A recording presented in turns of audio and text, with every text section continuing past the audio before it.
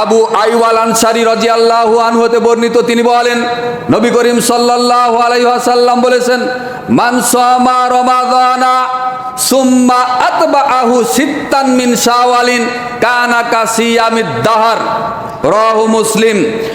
আবু আইয়ুব আল আনসারী রাদিয়াল্লাহু আনহু হতে বর্ণিত, তিনি বলেন নবী করিম সাল্লাল্লাহু আলাইহি সাল্লাম বলেছেন, যে ব্যক্তি রমাজান মাসের পূর্ণ সিয়াম পালন করবে, কথাটা খুব খেয়াল রাখবেন, নারী হোক, পুরুষ হোক, যুবক হোক, যুবতী হোক, বৃদ্ধ হোক, বৃদ্ধা হোক, যে কোনো মুসলিম মানুষ রমাজান মাসের পরিপূর্ণ সিয়াম পালন করবে, অতঃপর শাওয়াল মাসের 6টা নফল সিয়াম পালন করবে।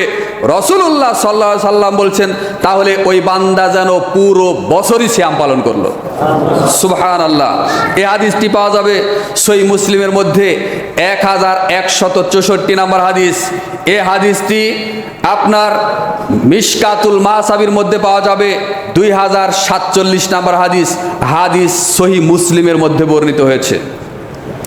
তাহলে নফল সিয়াম, আপনি রমাজান মাসে 30টি সিয়াম পালন করেছেন, 1 মাস সিয়াম পালন করেছেন, মানে আপনি 10 মাস টানা সিয়াম পালন করলে যেই পরিমাণ ফজিলত হবে, বরকত হবে, মর্যাদা হবে, রমাজান মাসের 1 মাস সিয়াম পালন করার কারণে 10 মাস সিয়াম পালন করার নেকি আমরা পেয়ে যাব ইনশাআল্লাহ।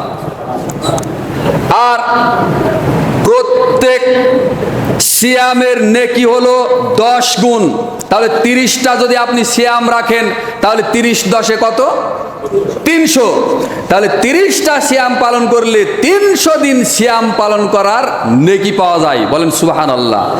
আর ওই যে রমাজান পরবর্তী শাওয়াল মাসের 6টা সিয়াম যে আপনি পালন করলেন, 6টা, তাহলে 6 10 কত হলো? 60। এদিকে 10 মাস, ওদিকে 60 দিনে 2 মাস, অর্থাৎ 12 মাস। পুরো 12 মাস লাগাতার বিরতিহীন সিয়াম পালন করলে যা নেকি হবে, রমজান মাসের 30টা, শাওয়াল মাসের 6টা, এই 36টা সিয়াম পালন করলে সেই পরিমাণ নেকি হবে। বলেন সুবহানাল্লাহ।